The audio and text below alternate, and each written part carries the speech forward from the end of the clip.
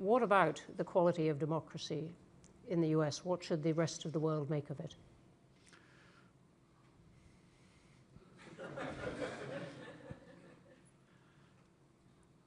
I'm very confident about American democracy. The American people cherish our representative government.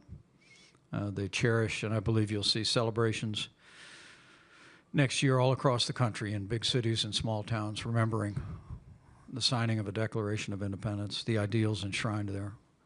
And my confidence really comes from having not only served in the Congress and as a governor and as vice president, traveled across our country continuously, but Karen and I, after we left the White House, we moved home to Indiana. We bought 5 acres and a pond, a riding mower, pickup truck.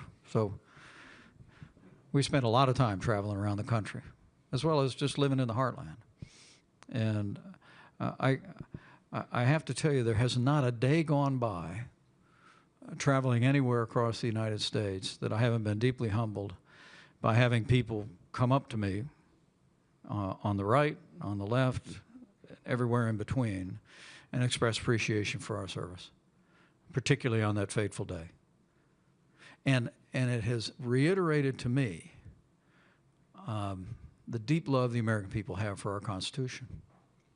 You know, we've had a few elections since then. There have been reforms at the state level for elections. The 2022 elections went off without a hitch.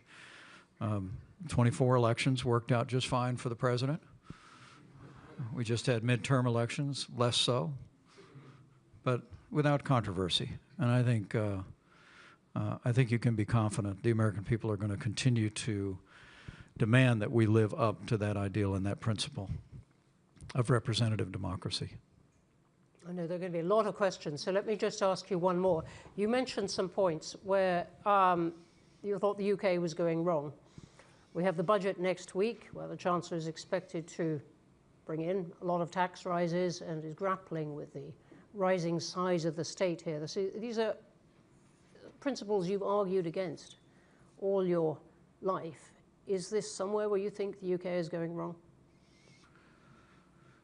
Well, I would just caution friends about ignoring the real threat to the long-term security and prosperity of both of our countries,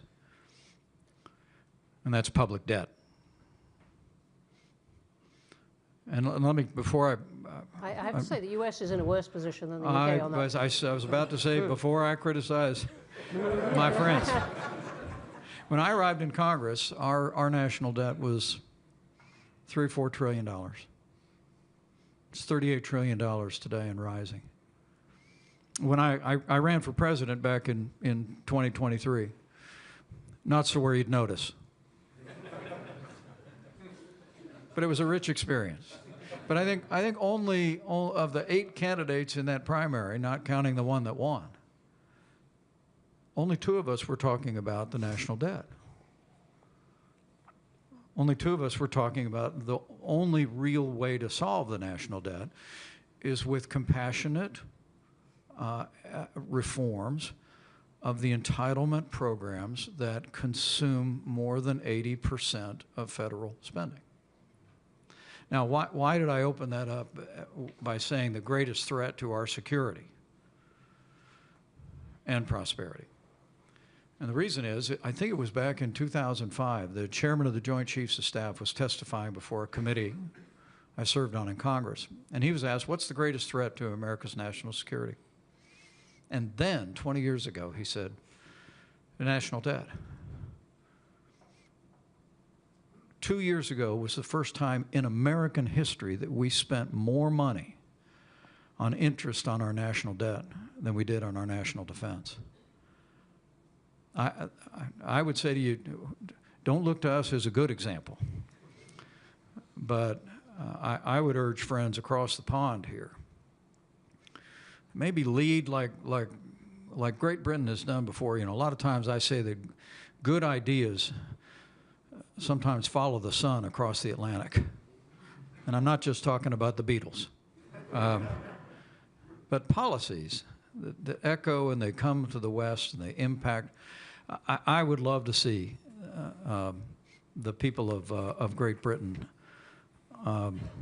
call upon their leadership to lead on the kind of fiscal reforms that will put us back on a sustainable path. I'll continue to be a voice for that in our country, but I think we have a moral obligation to lift this mountain range of debt off our children and grandchildren for our security and our prosperity, and I'll continue to champion it. Thank you very much. Let's go to questions. Lots of hands up. Right. Let me come here first in the front row.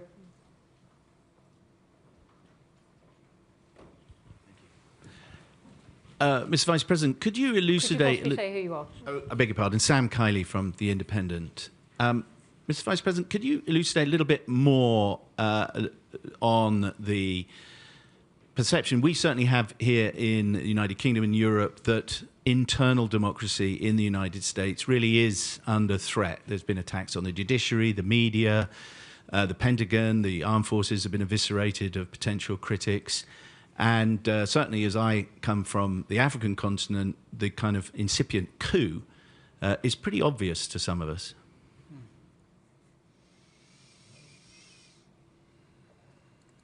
I understand the perception, and I understand the way actions get written about. But I just speak with confidence about the expectations of the American people. And the American people cherish our democracy. They cherish our republic.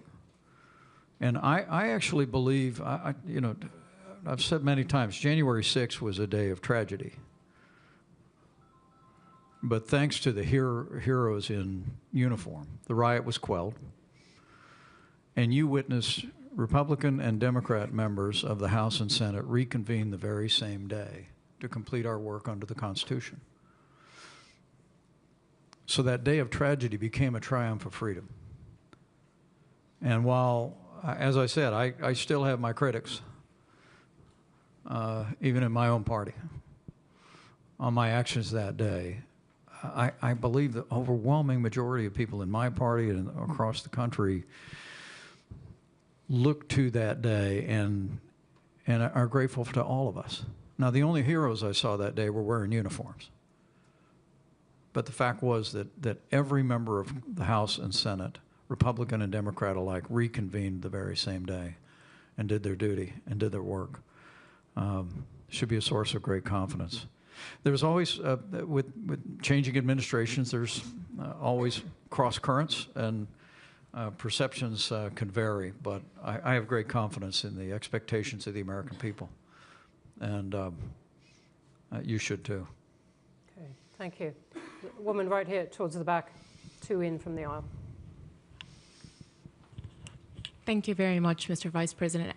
Judith Harthi from the Leadership International Program at Chatham House.